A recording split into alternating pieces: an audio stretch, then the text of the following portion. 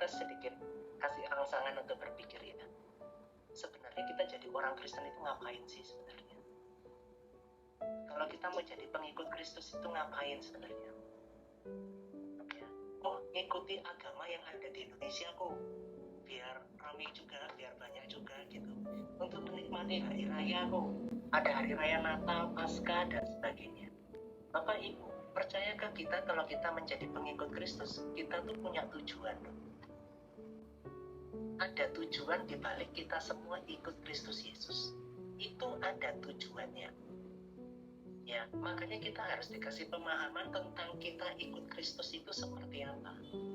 Makanya tema pagi hari ini yang saya bawa, aku mau seperti apa yang Yesus mau. Nah, kita selama ini mau seperti apa yang saya mau. Ya, contoh. Ini saya tidak membahas tentang masa lalu, tapi contoh kehidupan kita ya. Coba ya. Kadang-kadang Tuhan itu berpikir gini, kamu tak kasih suami yang modelnya begini. Enggak mau Tuhan. Aku yang mau modelnya kayak Toming Sesek. Kalau enggak kayak Song Joong Ki. Tuh aku kepingin istri yang modelnya kayak Sailor Moon Tuhan. Enggak mau kalau aku dikasih yang gemoy gitu. Ternyata Tuhan kasih yang gemoy. Terkadang Bapak Ibu kekristenan kita itu menjadi mau seperti yang aku mau. Tidak yang seperti Tuhan mau. Ya, apa yang Tuhan mau kita buka dulu nih. Di dalam kitab Yohanes pasal 14 ayat yang ayat yang ke-12. Yohanes pasal 14 ayat yang ke-12. Ini yang Tuhan mau ya. Aku berkata kepadamu, sesungguhnya barang siapa percaya kepadaku, ia akan melakukan juga pekerjaan yang aku lakukan. Bahkan pekerjaan-pekerjaan yang lebih besar daripada itu, sebab aku pergi kepada Bapa. Ternyata yang Tuhan Yesus mau, kita melakukan apa yang Tuhan Yesus lakukan. Apakah itu? Mari kita buka di dalam kitab 1 Yohanes pasal yang kedua ayat yang ke-6. 1 Yohanes pasal yang kedua ayat yang ke-6. Barang siapa mengatakan bahwa ia ada di dalam Dia, ia wajib hidup sama seperti Kristus telah hidup. Figur kita, teladan kita tuh Kristus. Sudah tidak kita baca firman, ikuti kepribadiannya Tuhan Yesus itu seperti apa? Ya, karena kita melakukan pekerjaan-pekerjaan yang Yesus lakukan bahkan lebih besar lagi. Ya, apa yang menjadi pekerjaan yang Yesus lakukan? Ini dia. Kita buka di dalam Matius pasal yang ke-7 ayat yang ke-23. Ayat yang 22-23. Perhatikan nih. Pada hari terakhir, banyak orang akan berseru kepadaku, Tuhan, Tuhan, bukankah kami bernubuat demi namamu? Dan mengusir setan demi namamu dan mengadakan banyak mujizat demi namamu juga. Pada waktu itulah aku akan berterus terang kepada mereka dan berkata, aku tidak pernah mengenal kamu. Enyahlah daripadaku, kamu sekalian pembuat kejahatan. Yang ayat 21, bukan setiap orang yang berseru kepadaku Tuhan, Tuhan akan masuk ke dalam kerajaan surga, melainkan dia yang melakukan kehendak Bapa. Ya, yang Tuhan mau adalah kita melakukan kehendak Bapa di surga. Mungkin ada yang belum commute ya, agak terus ya. Nah, yang Tuhan mau kita melakukan kehendak Bapa.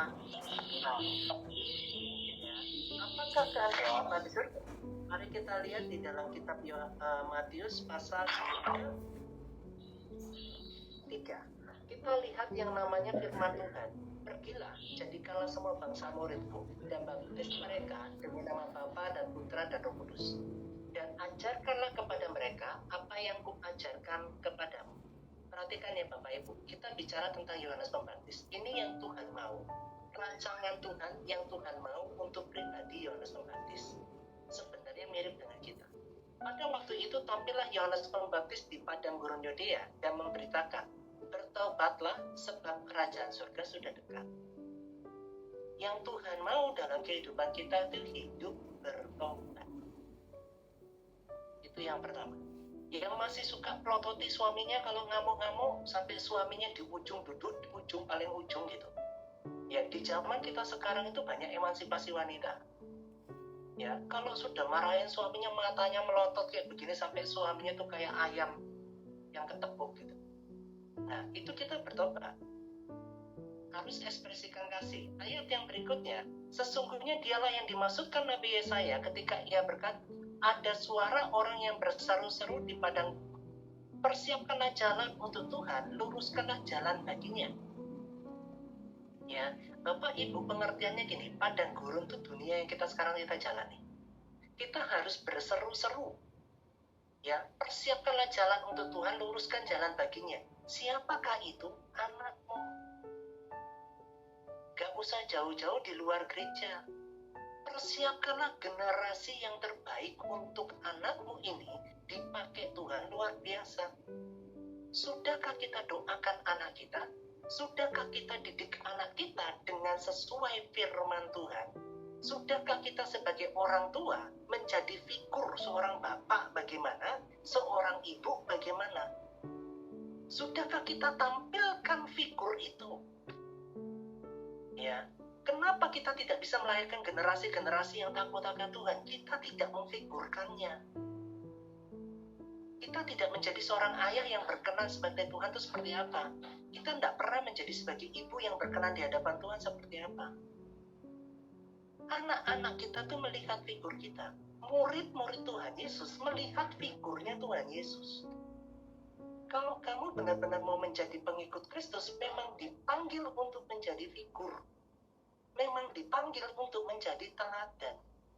Itu yang namanya kita ikut Kristus. Kristus selama di bumi, dia menunjukkan menjadi pribadi yang berkenan di hadapan Tuhan itu begini loh. Menjadi pribadi yang menyesuaikan, enggak apa di surga tuh modelnya begini loh. Nah, kalau kita tidak mengcopy paste itu, bagaimana kita bisa menyeluruhkan jalan bagi Tuhan? Kita sering berkata menangkan jiwa. Loh, istrimu, anakmu tuh piye?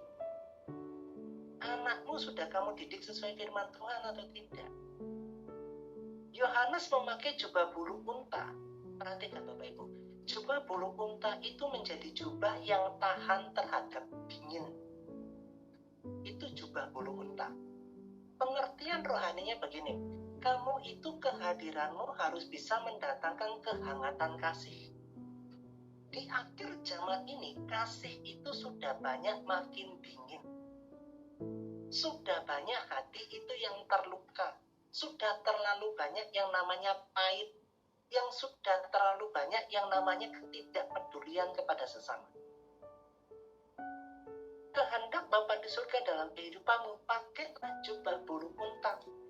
Pakailah sebuah kehidupan yang menghangatkan, yang memberikan kasih. Tetapi kamu harus penuh dulu dengan kasih. Yohanes memakai jubah bulu unta, dia dulu yang mengalami hangat. Dia dulu yang tidak kedinginan. Ya, Bapak Ibu, saya pernah ketemu dengan seseorang di jalan. Ada tiba-tiba kecelakaan.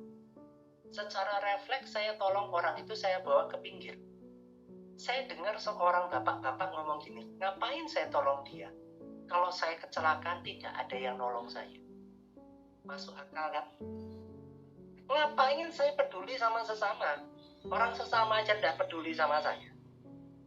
Masuk akal ya? Masuk akal ya?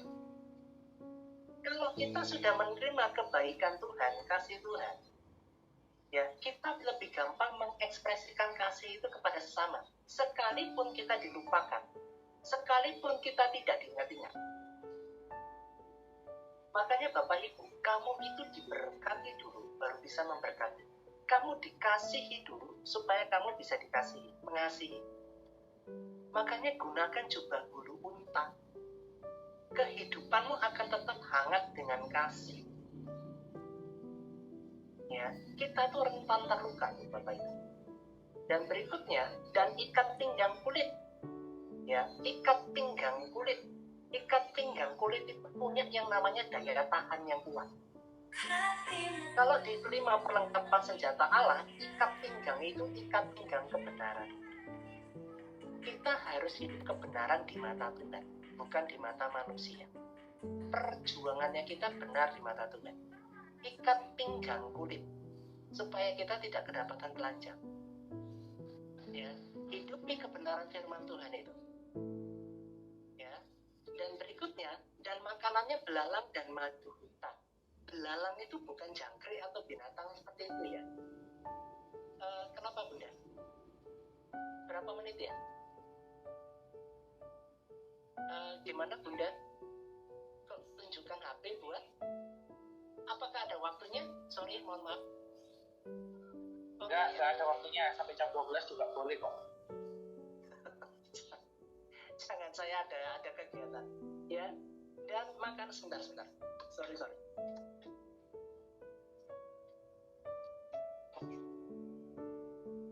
Ada suara dari luar ya. Dan makanannya adalah belalang dan madu hutan. Belalang itu kalau di Israel itu buah, Bapak Ibu. Ada yang namanya buah, yang namanya belalang. Minumannya dan madu hutan itu jadi makanan. Madu hutan itu adalah nutrisi yang bagus banget untuk tubuh.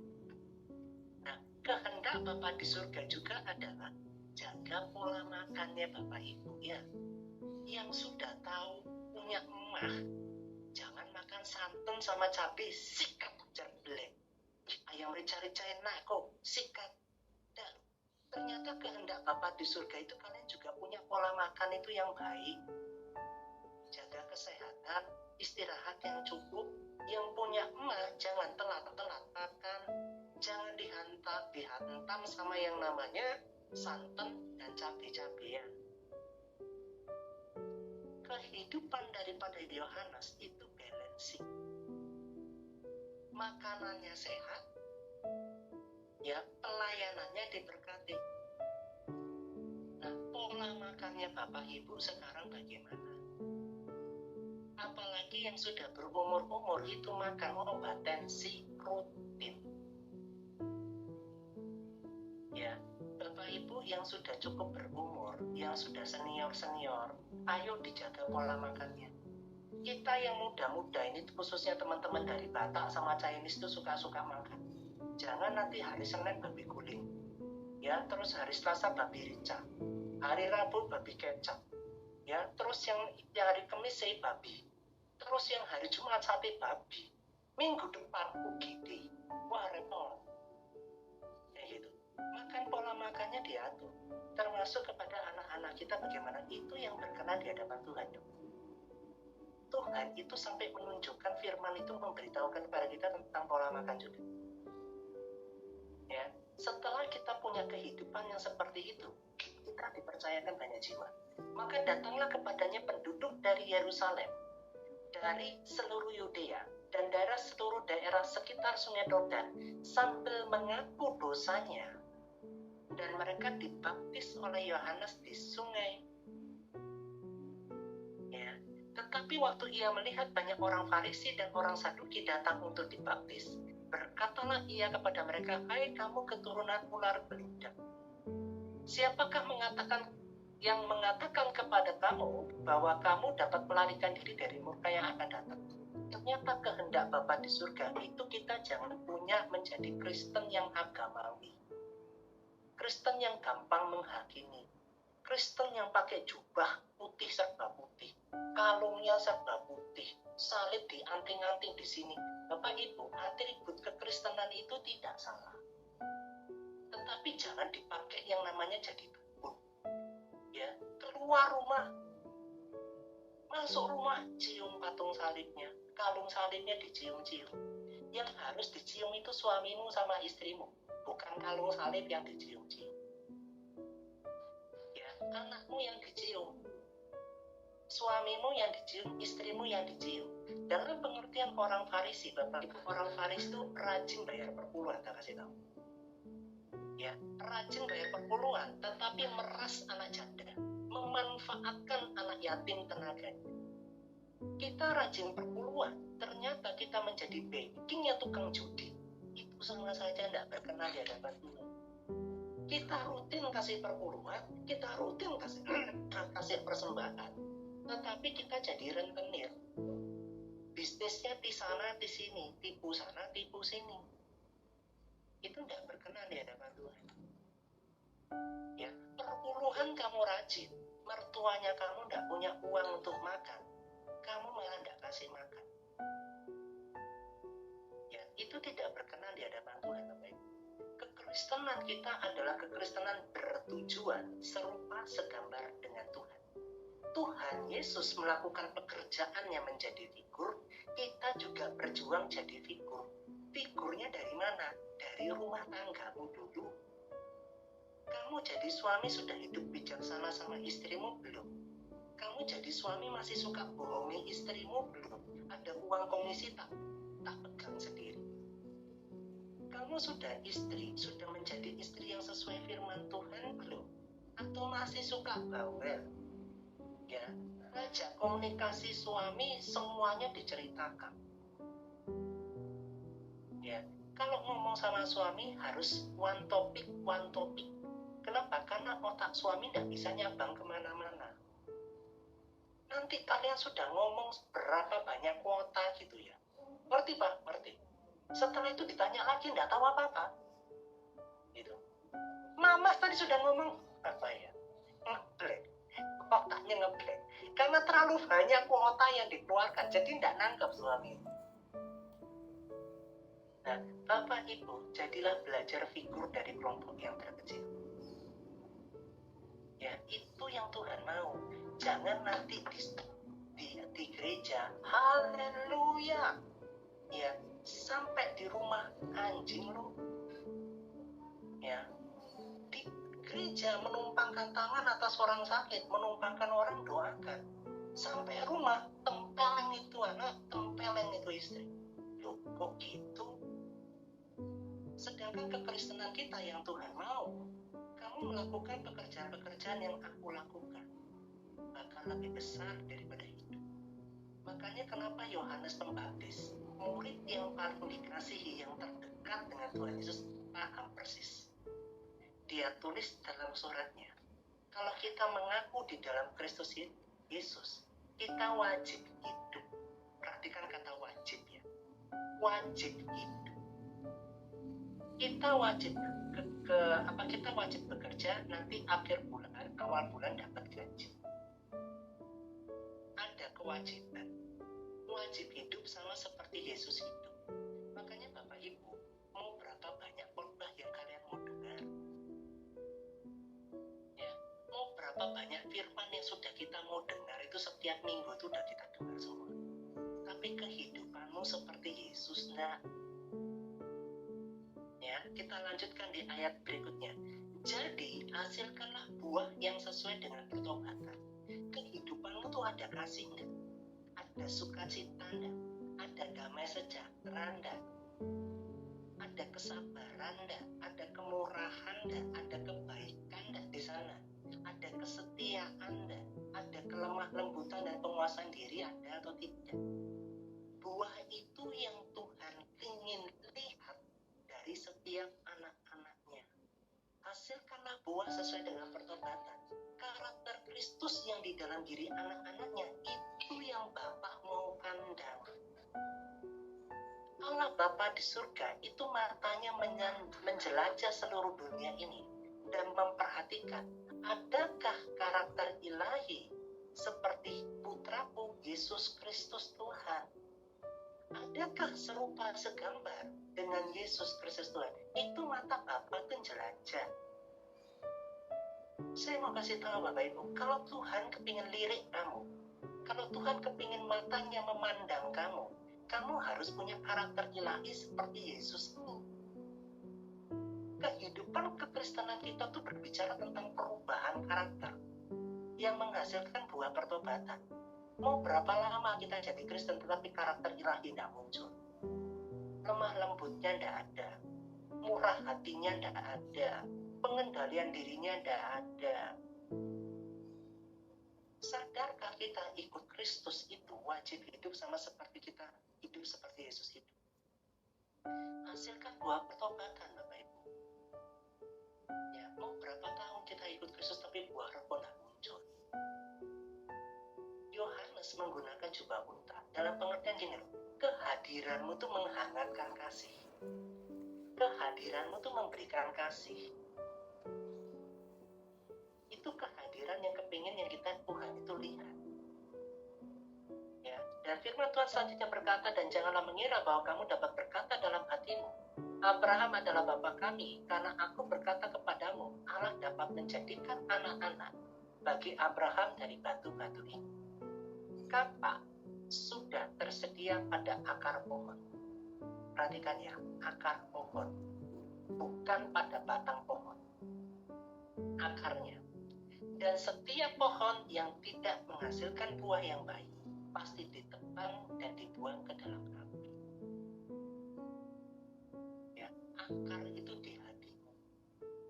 Ada enggak akar karakter Kristus dalam hidupmu? Aku membaptis kamu dengan air sebagai tanda pertobatan. Tetapi Ia yang datang kemudian daripadaku lebih berkuasa daripadaku, dan aku tidak layak melepaskan kasutnya. Ia akan membangkitkan kamu akan membaptiskan kamu dengan Roh Kudus dan dengan api. Bapak Ibu, setiap orang Kristen harus sadar, kita ikut Yesus itu pasti kena Roh Kudus, pasti kena api. Itu pasti. Dibaptis dalam air, dibaptis dalam Roh Kudus, dan di dalam api itu pasti.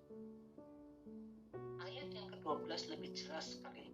Alat penapi sudah di tangannya. Ia akan membersihkan, perhatikannya, membersihkan tempat pengirikannya. Yang mengalami penghakiman Tuhan lebih dulu itu rumah Tuhan, gereja. Gereja itu akan dibersihkan Tuhan. Tuhan izinkan tante corona ini datang ke gereja-gereja, itu tujuannya untuk membersihkan. Ya, untuk membersihkan tempat pengirikannya dan mengumpulkan gandumnya ke dalam lumbung. Tetapi debu jerami itu akan dibakarnya dalam api yang tidak diterpadamkannya. Bapak Ibu, kita ini gandum atau kita ini jerami. Kalau Bapak Ibu ikut Tuhan, perhatikan gandum. Dia bertumbuh, semakin berisi, semakin merunduk. Bagaimana cara lepaskan gandumnya? Dikepuk-kepuk sampai gandumnya keluar.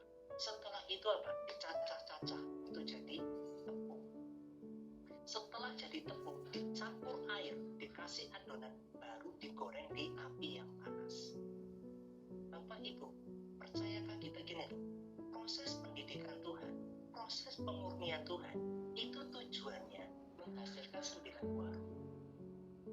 Kalau kamu masih suka mutungan, masih suka marah-marah, Tuhan kasih kamu yang namanya panas api itu untuk membuat kamu sabar. Kalau kamu murah hati, Tuhan akan, kalau kamu pelit, Tuhan akan kasih situasi kondisi yang harus kamu tuh keluar rumah. Jangan dipaksakan kamu untuk keluar rumah. Itu yang namanya kamu sedang dibaptis dalam api. Kalau kita tidak punya pengendalian diri, tiba-tiba Tuhan kasih lihat yang namanya barang-barang bermerek. Tujuan dari pemurnian api ini kepingin menghasilkan emas. Kita pengikut Kristus semuanya pasti masuk baptisan api. Pasti, tidak mungkin tidak. Ya, tujuannya apa? Menghasilkan yang namanya pengendalian diri. Ya, makanya Bapak Ibu, saya tutup di dalam satu ayat terakhir di dalam kitab Mazmur di 126. Ya, mungkin mumpung Bang Fernando sudah pakai gitar, nah nanti kita nyanyikan ini sedikit ya. Ya, di Mazmur 126 ayat 5 dan 6, perhatikan ya. Orang-orang yang menabur dengan mencucurkan air mata akan menuai dengan bersorak-sorai. Orang yang berjalan maju sambil menangis dengan menangis dan sambil menabur benih pasti pulang dengan sorak-sorai sambil membawa berkas-berkasnya. Saat kamu diproses Tuhan untuk sabar, jalan maju terus sambil menangis. Tuhan proses tentang kalian sedang mengandalkan Tuhan, tiba-tiba di PHK dari pekerjaan, jalan maju terus sambil menangis ikut Tuhan. Tuhan janjikan apa? Kita akan menuai dengan bersorak-sorai. Proses Tuhan, pendidikan Tuhan itu tidak mendatangkan sukacita. Tetapi kalau kamu berjalan maju dengan menangis, dengan ikut firman-Nya, dengan ikut proses pemurniannya, kita itu akan menuai dengan bersorak-sorai. Bapak Ibu, saya tuh dicacah Tuhan itu banyak banget. Sekitar kurang lebih 18 tahun lebih. Ya, kita jadi hamba Tuhan tuh bukan jadi hamba Tuhan sekolah SDT tiba-tiba jadi hamba Tuhan. Tidak gitu. Proses kehidupan yang dijalani itu penuh air mata, Bapak Ibu. Penuh drama. Itu bertahun-tahun. Tuhan panggil saya sebagai hamba Tuhan, gitu ya. Itu prosesnya tidak gampang, Bapak Ibu. Ya, banyak nangis. Tetapi setelah saya nikmati firman Tuhan ini, saya menuai dengan bersorak-sorai. Ketaatan menikmati proses Tuhan. Pemurnian yang Tuhan berikan untuk memurnikan kamu, supaya kamu sabar, supaya kamu lemah lembut, supaya kamu rendah hati, itu menjadi fondasi kehidupan kamu untuk melayani Tuhan, dan dibangunlah gedung itu lebih tinggi. Kalau kamu mau Tuhan pakai, ya mau Tuhan pakai kamu membangun gedung yang tinggi atau terbang tinggi bagaikan Raja Wali, fondasinya harus kuat. Kenapa kok kamu dicacah? Kenapa kok kamu ditempa sebagai hamba Tuhan? Ya, terkadang tubuh kita lebih keker. Wah, ini satu orang ini becek, tak piting aja beres. Tapi disuruh ngalah, disuruh sabar. Tuhan itu sedang bentuk fondasi kehidupanmu dalam lemah lembut dan rendah hati. Makanya di Matius 11 ayat 29 berkata, "Pikulah kuk yang kupasang dan belajarlah daripadaku, karena aku lemah lembut dan rendah hati, dan jiwamu mendapatkan ketenangan." Bapak Ibu, izinkan Tuhan proses hatimu untuk menghasilkan 9 buah roh itu. Itu esensi kita ikut Tuhan. Itu harus dilatih setiap hari. Setiap hari jalan ikut Tuhan itu dilatih. Sabar Tuhan, murah hati, lemah lembut, punya pengendalian diri. Itu proses itu setiap hari. Ya, mari kita punya sudut pandang yang berbeda. Kalau tiba-tiba masalah datang, ada case datang, Tuhan, apa yang sedang mau Tuhan hasilkan dari hatiku ini?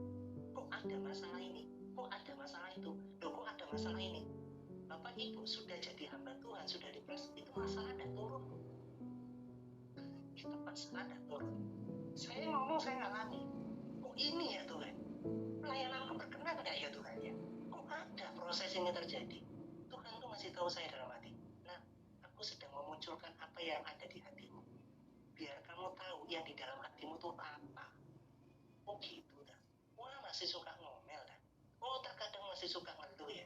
Itu loh maksudnya Tuhan. Ya, jadilah pribadi yang menyenangkan hati Tuhan. Selamat berproses. Tuhan Yesus memberkati kalian semua. Maju terus dalam Tuhan sekalipun menangis. God bless you. God bless you. God bless you. Saya kembalikan ke Abang Fernando.